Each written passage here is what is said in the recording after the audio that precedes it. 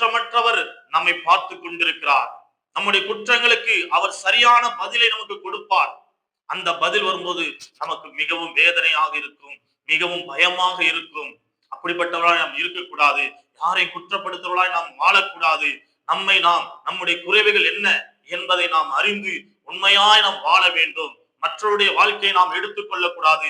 நம்முடைய வாழ்க்கையை உண்மையாய் தேவனுக்கு முன்பதாய் வாழ்ந்து காட்ட வேண்டும். இப்படிப்பட்டவைகளை செய்கிறவர்களை குற்றவாளி என்று தீர்த்தும் அவைகளே செய்கிறவனே, நீ தேவனுடைய நியாய தீர்ப்புக்கு தப்பித்துக் கொள்ளலாம் என்று நினைக்கிறாயோ?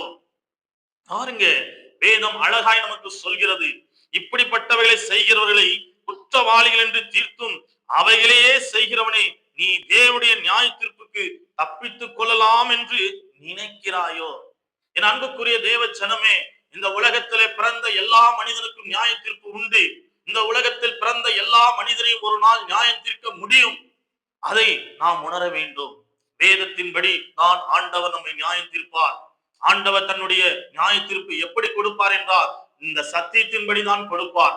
இந்த மனிதனுக்கு என்ன தண்டனை கொடுக்க வேண்டும் என்பதை இந்த பரிசுத்த வேதாகமம் தான் முடிவு செய்யும். ஆனால் அந்த முடிவு கூட தேவாதி தேவன் தான் எடுக்க முடியும், எந்த மனுஷனும் எடுக்க முடியாது.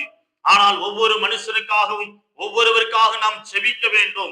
இன்றைக்கு யாரையும் நாம் குற்றப்படுத்துவதாய் அல்லாதபடி ஒருவருக்காக ஒருவர் செபிக்கிற ஜெபம் மிகவும் பலனுள்ளது என்று வேதம் நமக்கு கற்றுக் கொடுக்கிறது. நம்மிடத்திலே குறைகள் இருக்கலாம், நம் தாய் தகப்பனிடத்திலே குறை இருக்கலாம், நம் சகோதர சகோதரிடத்திலே குறை இருக்கலாம். அவருடைய குறைவுகள் எல்லாம் நிறைவாகும்படி இயேசு கிறிஸ்துவிடத்திலே நாம் வேண்டுதல் செய்கிறவளாய், விண்ணப்பம் செய்கிறவளாய் மாற வேண்டும். இந்த வார்த்தையை கேட்ட தேவ ஜனங்கள் யாவருக்கும் நன்றி.